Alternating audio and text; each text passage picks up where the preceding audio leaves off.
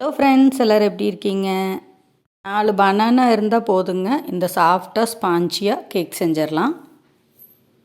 இது மாதிரி சாஃப்டாக வர்றதுக்கு உங்களுக்கு சில டிப்ஸ் சொல்லி கொடுக்க போகிறேன். வாங்க எப்படி செய்கிறதுன்னு பார்க்கலாம்.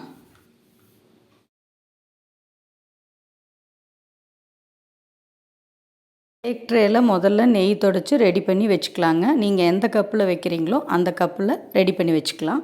1 கப்பு சர்க்கரையை எடுத்து அதை மிக்ஸி ஜாரில் போட்டு பொடி பண்ணி வச்சுக்கலாங்க. அது கூடவே 2 எக்கு உடச்சி ஊற்றிக்கலாம்.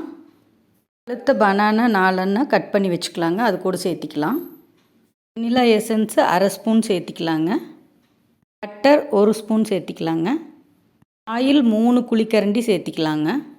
ஜன்னி வச்சு அதில் 2 கப்பு மைதா மாவு சேர்த்து நல்லா சளிச்சிக்கலாங்க.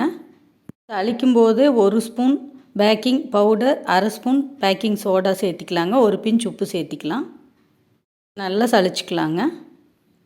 மாவு கூட 1/2 கப் பால் சேர்த்திக்கலாங்க. இது அப்படியே பல்ஸ் மோடில் சுற்றி எடுத்துகிட்டு வந்துடலாம்.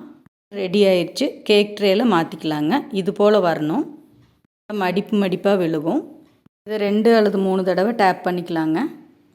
குக்கரை ப்ரீ ஹீட் பண்ணி வச்சுருக்கேன். அதில் கேஸ்கட் போடக்கூடாது, விசில் போடக்கூடாது. ஹேண்ட் மேலே இந்த ட்ரே எடுத்து வச்சுக்கலாங்க, மூடி வச்சுக்கலாம். 35 அல்லது 40 நிமிஷத்தில் பேக் ஆகிரும். அடுப்பு இந்த மாதிரி சிம்மில் தான் இருக்கணும்.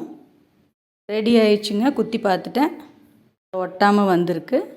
நல்லா புசு புசுன்னு உப்பி வந்திருக்கு. அவ்வளோதாங்க, ரெடி ஆயிடுச்சு.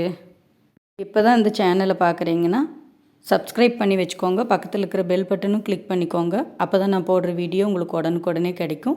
இது மாதிரி கேக் வெரைட்டி நிறைய நம்ம சேனலில் போஸ்ட் பண்ணியிருக்கிறோம். அந்த லிங்க்கு கொடுக்குறேன், நீங்கள் பாருங்கள் எவ்வளோ சாஃப்டாக இருக்குதுன்னு பாருங்கள். இதே அளவுகளை நீங்களும் போட்டு செஞ்சு பாருங்கள். Thank you friends.